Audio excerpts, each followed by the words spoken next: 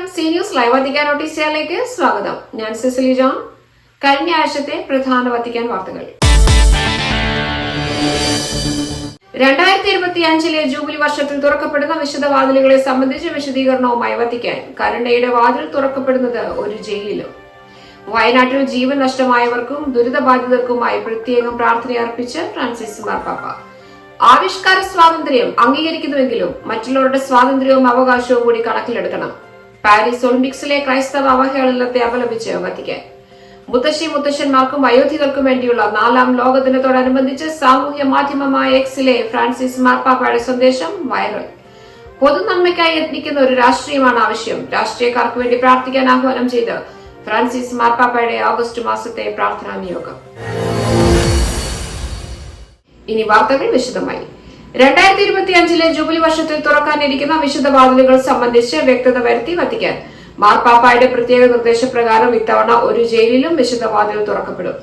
Francis മാർപ്പാപ്പ പുറപ്പെടുവിച്ച പ്രത്യാശ നിരാശരാക്കുന്നില്ല എന്ന പേപ്പൽ ബൂള അഥവാ ഉത്തരവിലാണ് ഇത് വ്യക്തമാക്കിയിട്ടുള്ളത്. സെന്റ് പീറ്റേഴ്സ് ബെസിലിക്കയിലും റോമിലെ മറ്റ് 3 പേപ്പൽ ബെസിലിക്കകളായ Saint John Lateran, Saint Mary Major, Saint Paul എന്നിവിടങ്ങളിലും കൂടാതെ മാർപ്പാപ്പയുടെ പ്രത്യേക താൽപര്യപ്രകാരം ഒരു ജയിലിലും മാത്രമാകും വിശുദ്ധ വാതിലുകൾ തുറക്കപ്പെടുക. തടവുകാർക്ക് സാമീപ്യത്തിന്റെ ഒരു അടയാളം നൽകാനായിട്ടാണ് ജയിലിൽ ഒരു വിശുദ്ധ വാതിൽ തുറക്കാൻ പരിശുദ്ധ പിതാവ് പ്രത്യേകം താൽപര്യം പ്രകടിപ്പിച്ചത്. സുവിശേഷവൽക്കരണത്തിന് വേണ്ടിയുള്ള ഡിക്കാസ്ട്രി പുറത്തിറക്കിയ കുറിപ്പിലാണ് ഇതേക്കുറിച്ച് വീണ്ടും സ്ഥിരീകരണം നൽകിയിരിക്കുന്നത്. മറ്റു ദേവാലയങ്ങളിൽ വിശുദ്ധ വാതിൽ ഉണ്ടാവുകയില്ലെന്നും ഡിക്കാസ്ട്രിയുടെ കുറിപ്പിൽ വ്യക്തമാക്കിയിട്ടുണ്ട്. ക്രിസ്മസിന്റെ തലേരാവിൽ സെയിന്റ് പീറ്റേഴ്സ് ബെസിലിക്കയിലെ വിശുദ്ധ വാതിൽ മാർപ്പാപ്പ തുറക്കുന്നതോടെ ജൂബിലി വർഷം ആരംഭിക്കും. 1500 അലക്സാണ്ടർ പാപ്പയുടെ കാലം മുതൽ തുടർന്നു വരുന്ന ഒരു രീതിയാണിത്. 2026 ജനുവരി 6-ാം തീയതി ദനഹാ തിരുനാൾ ദിനത്തിൽ ജൂബിലി വർഷം റോമിൽ ഔദ്യോഗികമായി സമാപിക്കും. ആസന്നമായിരിക്കുന്ന 2025 ജൂബിലി വർഷത്തിൽ കത്തീഡ്രൽ ദേവാലയങ്ങളിലും മറ്റ് ദേശീയ അന്തർദേശീയ തീർത്ഥാടന ദേവാലയങ്ങളിലും വിശുദ്ധ വാതിലുകൾ തുറക്കുന്നത് സംബന്ധിച്ച് അടുത്തിടെ ഉയർന്ന നിരവധി ചോദ്യങ്ങൾക്കുള്ള മറുപടിയായിട്ടാണ് ഈ കുറിപ്പ് സുവിശേഷവൽക്കരണത്തിന് വേണ്ടിയുള്ള ഡിക്കാസ്ട്രി പുറത്തുവിട്ടിരിക്കുന്നത്. വയനാട്ടിലെ ദുരിതബാധിതർക്കായി പ്രാർത്ഥിച്ച് ഫ്രാൻസിസ് മാർപ്പാപ്പ. മഴയിലും ഉരുൾപൊട്ടലിലും നിരവധി പേർ മരിച്ചതും വ്യാപക നാശനഷ്ടങ്ങളുണ്ടായതും മാർപ്പാപ്പ പ്രാർത്ഥനയ്ക്കിടെ അനുസ്മരിച്ചു. ജീവൻ നഷ്ടമായവർക്കും ദുരിതബാധിതർക്കും വേണ്ടി തന്നോടൊപ്പം പ്രാർത്ഥനയിൽ പങ്കുചേരാൻ മാർപ്പാപ്പ ആഹ്വാനം ചെയ്തു. ഞായറാഴ്ച സെന്റ് പീറ്റേഴ്സ് സ്ക്വയറിൽ തടിച്ചുകൂടി വിശ്വാസികളെ അഭിസംബോധന ചെയ്യുകയായിരുന്നു പാപ്പ. പേമാരി മൂലം കനത്ത നാശനഷ്ടമുണ്ടായ നിരവധി ഉരുൾപൊട്ടലുകൾക്ക് കാരണമായി മനുഷ്യജീവനുകൾ നഷ്ടമായ കേരളത്തിലെ ജനങ്ങളോട് ഞാൻ എന്റെ അടുപ്പം പ്രകടിപ്പിക്കുന്നു.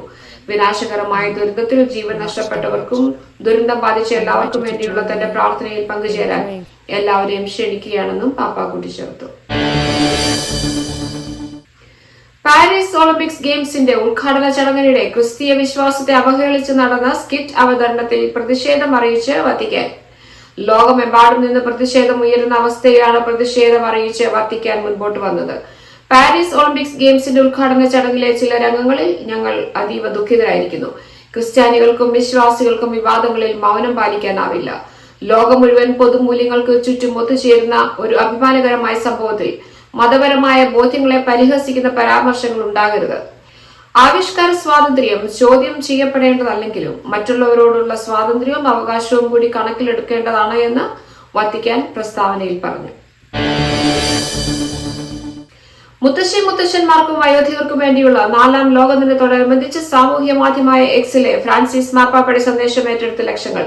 പ്രായമേറിയവരുടെ കൂടി ആയിരിക്കുകയും കുടുംബത്തിലും സമൂഹത്തിലും സഭയിലും അവർക്കുള്ള പകരം വയ്ക്കാനാകാത്ത പങ്ക് തിരിച്ചറിയുകയും ചെയ്യുന്നതിലൂടെ നമുക്കും ധാരാളം ദാനങ്ങളും നിരവധി കൃപകളും അനേകം അനുഗ്രഹങ്ങളും ലഭിക്കും എന്നതായിരുന്നു സന്ദേശം. ഗ്രാൻഡ് പേരന്റ്സ് ആൻഡ് എൽഡർലി എന്ന ഹാഷ്ടാഗോടുകൂടിയാണ് മാർപ്പാപ്പ തന്റെ സന്ദേശം പങ്കുവച്ചത്.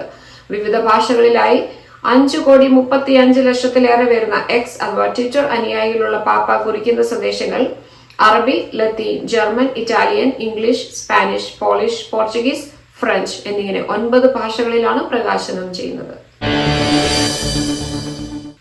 രാഷ്ട്രീയക്കാർക്കായി പ്രത്യേകം പ്രാർത്ഥിക്കാൻ വിശ്വാസികളോട് ആഹ്വാനം ചെയ്ത് ഫ്രാൻസിസ് മാർപ്പാപ്പയുടെ ഓഗസ്റ്റ് മാസത്തെ പ്രാർത്ഥനാ നിയോഗം. രാഷ്ട്രീയം പൊതുനന്മ തേടുന്നതിനുള്ള ഉപവിയുടെ പരമോന്നത രൂപങ്ങളിൽ ഒന്നാണെന്ന് പോൾ 6-ാമൻ മാർപ്പാപ്പയുടെ വാക്കുകൾ ഉദ്ധരിച്ചുകൊണ്ട് നല്ലൊരു രാഷ്ട്രീയമില്ലാതെ നമുക്ക് സാർവത്രിക സാഹോദര്യത്തിൽ മുന്നേറാൻ കഴിയില്ല എന്ന് പാപ്പ പറഞ്ഞു. ഇന്ന് രാഷ്ട്രീയത്തിന് സൽപ്പേരില്ല. അത് അഴിമതി, തെറ്റായ മാതൃക എന്നിവയിൽ നിറഞ്ഞിരിക്കുന്നു. അതിനാൽ അവ ജനങ്ങളിൽ നിന്ന് ഏറെ അകന്നു നിൽക്കുന്നുവെന്നും പാപ്പ ചൂണ്ടിക്കാട്ടി. രാഷ്ട്രീയം എന്നത് ദരിദ്രരെ സേവിക്കലാണ്. തൊഴിൽ രഹിതരുടെ കാര്യത്തിൽ കരുതലുള്ള ഒരു രാഷ്ട്രീയത്തെ പറ്റിയാണ് താൻ സംസാരിക്കുന്നതെന്ന് പാപ്പ ഊന്നി പറഞ്ഞു. പൊതുനന്മയ്ക്കായി യത്നിക്കുകയും തൊഴിൽ രഹിതരുടെ കാര്യത്തിൽ ശ്രദ്ധിക്കുകയും ദരിദ്രർക്ക് മുൻഗണന നൽകുകയും ചെയ്തുകൊണ്ട് രാഷ്ട്രീയ നേതാക്കൾ സ്വന്തം ജനത്തിന്റെ സേവകരായിരിക്കുന്നതിനായി പ്രാർത്ഥിക്കാൻ ആഹ്വാനം ചെയ്തുകൊണ്ടാണ് മാർപ്പാപ്പ തന്റെ സന്ദേശം അവസാനിപ്പിച്ചത്. വത്തിക്കാൻ നോട്ടീസിയ അവിടെ അവസാനിക്കുന്നു. വത്തിക്കാൻ നോട്ടീസിയ വീണ്ടും അടുത്തയാഴ്ച. നമസ്കാരം.